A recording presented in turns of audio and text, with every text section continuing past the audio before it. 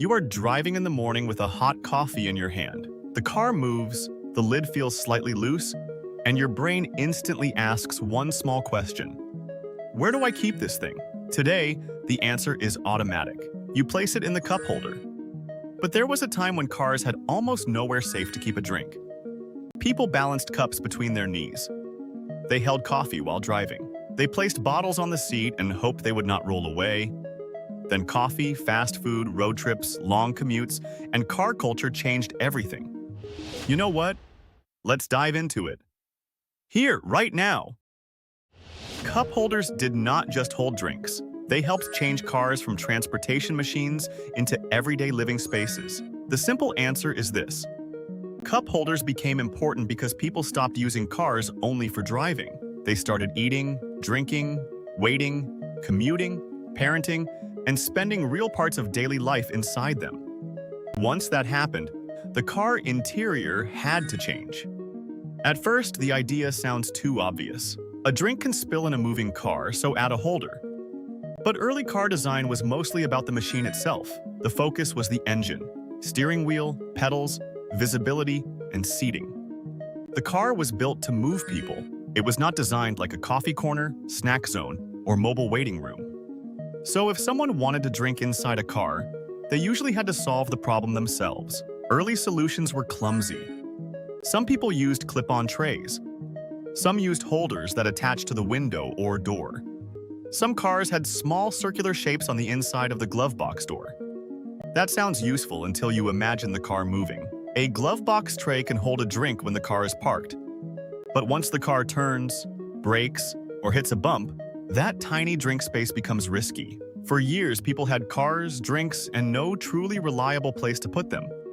And that is where the story becomes bigger than a plastic circle. The cup holder became important because lifestyles changed. More people were driving longer distances. Suburbs grew. Highways connected homes, offices, malls, schools, and restaurants. The daily commute became normal. Family road trips became normal. Drive-in restaurants made food and cars feel connected.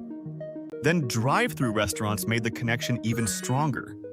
You could pull up, order a burger, fries, soda, coffee, or milkshake, and take it straight into your vehicle. The food industry was already designing around car life. But many car interiors were still not ready. A paper cup full of soda is simple on a table. Inside a moving car, it becomes a small problem. The liquid moves when the car moves. The cup tips when the car turns. The lid shakes when the road gets rough. One small mistake, and your seat, floor mat, or clothes pay the price.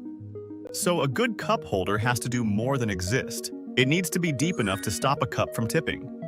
It needs to be wide enough for different drinks. It needs to be close enough to reach easily. It needs to avoid blocking controls. It needs to handle sticky soda, hot coffee, melted ice, and years of daily use. A good cup holder is boring because it works. A bad cup holder becomes annoying every single day. One big turning point came in the 1980s. Chrysler's minivans, like the Dodge Caravan and Plymouth Voyager, helped show how useful built-in cup holders could be. These vehicles were built for families, and family vehicles carry more than people. They carry school bags, groceries, toys, snacks, juice boxes, coffee cups, fast food bags, and tired passengers. The minivan understood that real life is messy, so built-in cup holders made perfect sense. They were not a fancy extra. They were a practical answer to how people actually used vehicles. Once drivers experienced that convenience, it became hard to go back. That is how everyday design changes become permanent. They solve a small problem that happens again and again. Nobody wakes up thinking they need a revolutionary drink storage system, but everyone notices when their drink has nowhere to go. After that, cup holders spread into more cars, SUVs, trucks, and family vehicles. At first, one or two seemed enough. Then expectations grew. The passenger needed one. Kids in the back needed them. Long road trips needed more. Some vehicles eventually had more cup holders than seats. That sounds funny, but it tells us something real. Automakers were no longer designing only for driving. They were designing for the full experience of being inside a car. The center console became more important too. That space between the front seats used to be simple. Over time, it became one of the most useful areas in the vehicle. Cup holders, storage bins, armrests, phone slots, charging ports, gear selectors, and controls all gathered there. The cup holder helped turn the center console into a daily convenience zone. It made the car feel more organized. Think about a morning commute. Your coffee is beside you. Your phone is charging. Your bag is nearby. Your water bottle is within reach. The car becomes a small personal space. Now think about a road trip. Someone has coffee. Someone has soda. A child has a juice box.